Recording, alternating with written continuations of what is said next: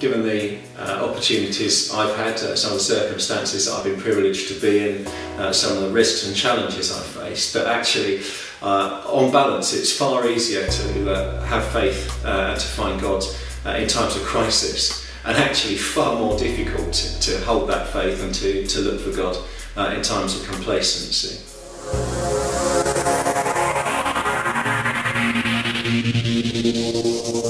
I then joined the police when I was 19 in London. That was an unusual thing for our family. There were some pretty extreme circumstances at work. My first Christmas serving in central London on a neighbouring division, the inspector, Mr. Don Sergeant Lane and Jane Arbuthnot, one of the constables, were killed in a terrorist bomb at Harrods, and we tended to the aftermath of that. I ended up at Broadwater Farm trying to carry a shield upright for hours on end under fire there, and at Brixton too, and later again as an inspector. At times like that, I found it was pretty easy to find God. He was there. I could lift my concerns to him. I knew his calling on me to be in the police and to continue to serve in that way.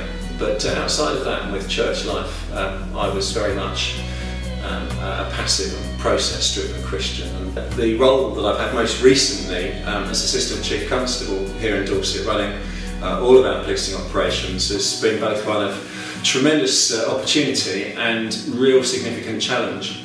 I confuse myself that being really overt and open about my faith at work would in some way inhibit and disengage officers and staff that I was responsible for leading and commanding, who were not themselves believers, who either had no faith or were of a different faith.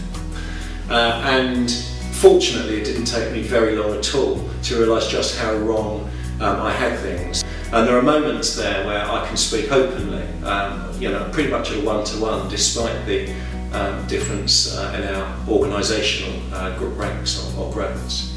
And I found actually that in professing my faith, being quite open and discussing it, actually that was a source of great support.